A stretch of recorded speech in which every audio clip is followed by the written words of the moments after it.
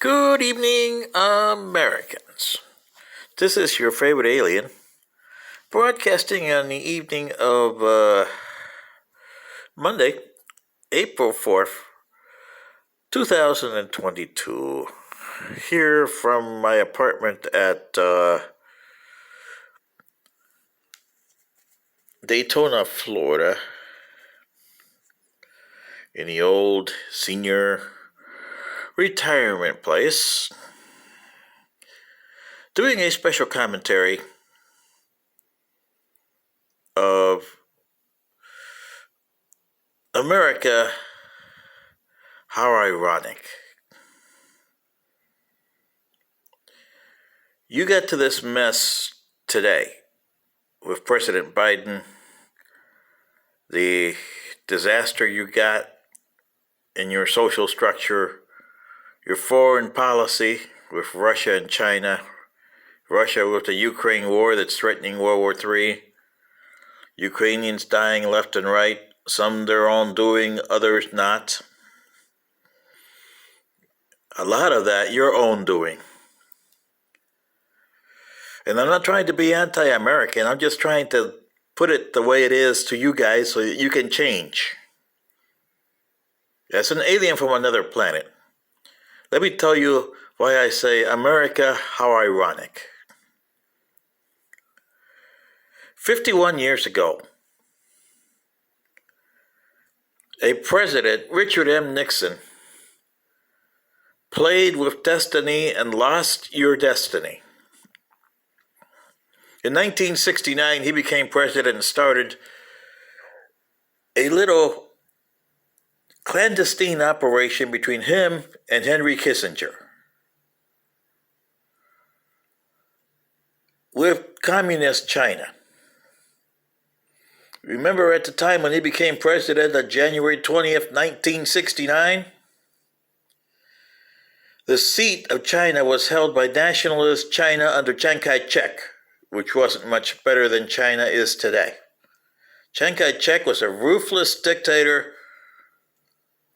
who wasn't communist, and that's all he wasn't. Otherwise, he was a bad guy. All he held was Taiwan. And to this day, Taiwan is at the center of the world as far as China is concerned, and they will destroy the planet to get it. Okay? But Richard Nixon played with fire, and he kicked the bucket, never realizing that his descendants will kick the bucket because of him. Here you got a guy who started in the Senate when he was president, before he resigned in 1974.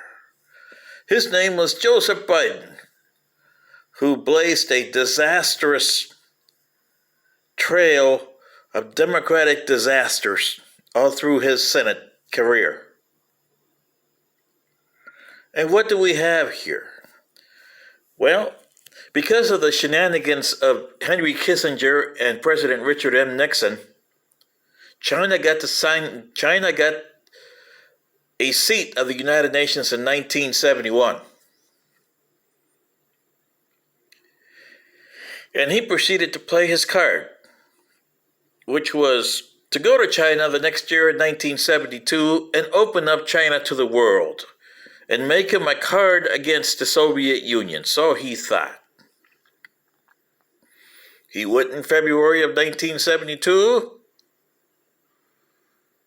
over to China to meet Mao Zedong in Chou Enlai. I remember that because I was a young kid watching it on CBS telecast of the deal.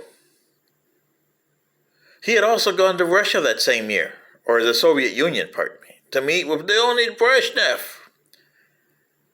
Did he tell him, "Oh, hi, Mr. Brezhnev, how are you? I just kicked you in the ass." Oh, Mr. Brezhnev, if you're in the grave today, you could tell the Americans, no. From the grave, I can say I kicked you in the ass. Because who do you have here? Friends, Russia and China.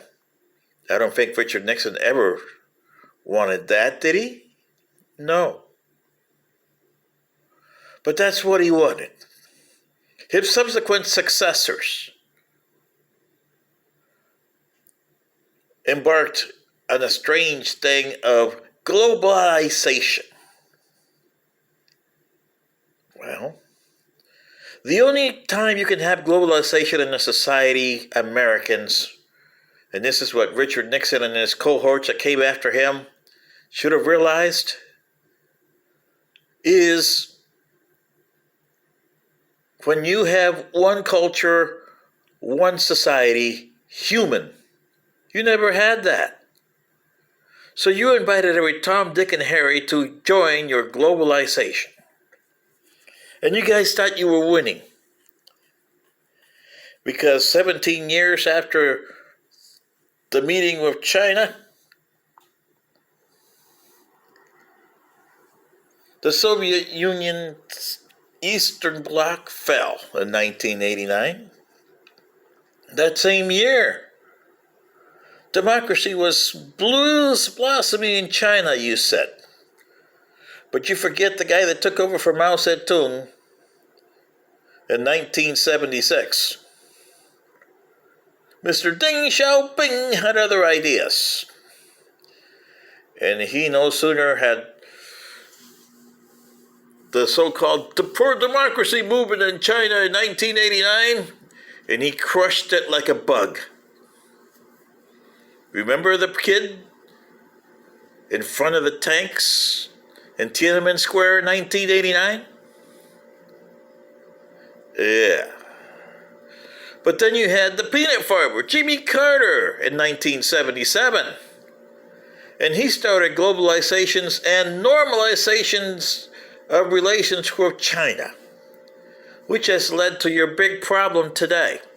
China is the number 2 economy in the power and number 2 power in the planet. And you guys are left with holding the bag, being a paper tiger.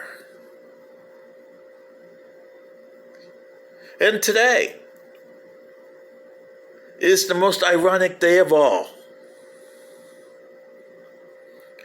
Because you guys are saying, we're going to sanction, and we got the Europeans to sanction the Russian Federation for invading Ukraine.